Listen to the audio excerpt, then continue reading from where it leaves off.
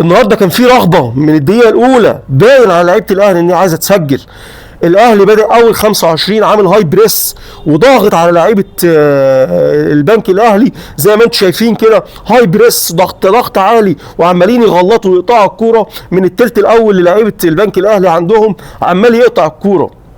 حتى بعد كده بعد الدقيقه 25 بدا يعمل لو بريس، ولول اللوم الوحيد على اللعيبه، بداوا يضغطوا من ورا، عملوا لو بريس. حتى عماد النحاس فضل يزعق فيه ويقول لهم اطلعوا لقدام، لان هو شاف ان في خطوره والبنك الاهلي خطر جدا. وزي ما انتم شايفين قدامكم الاهلي تراجع جدا في الضغط بعد ما كان بيعمل ميديوم بريس في نص الشوط الاول، تراجعوا شويه، بعد كده رجعوا تاني للميديوم بريس. بدايه الشوط الثاني زي ما انتم شايفين قدامكم النادي الاهلي بدا تاني يضغط من قدام، يعمل هاي بريس، وده مجهود بدني جبار.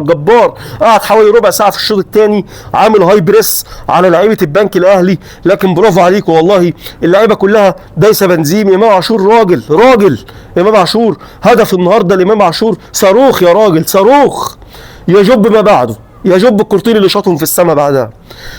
عمرو السولية نزل برضه تسديده من بعد نص الملعب بشويه، برافو عليك يا سولية والله، وبرافو على عماد النحاس ان هو نزلك.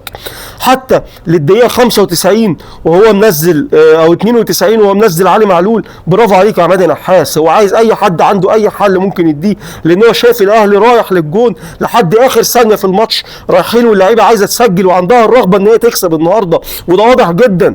بيرتدوا 10 لعيبه، بيرتدوا وكلهم بيرتدوا تاني عشان خاطر يهاجموا، بيرتدوا يدافعوا عشان ما يجيش فيهم جون في اخر دقيقه، وبيرتدوا كلهم تاني عشان خاطر يهاجموا.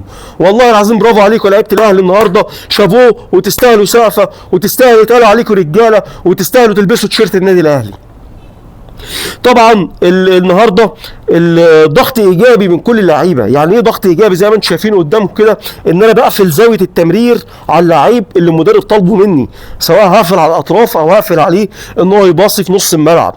زي ما انتم شايفين كده، حتى اشرف بن شرقي اللي ما كانش بيدافع خالص بيعمل ضغط ايجابي على لعيبه البنك الاهلي، مش قادرين ان هم يطلعوا في الكوره.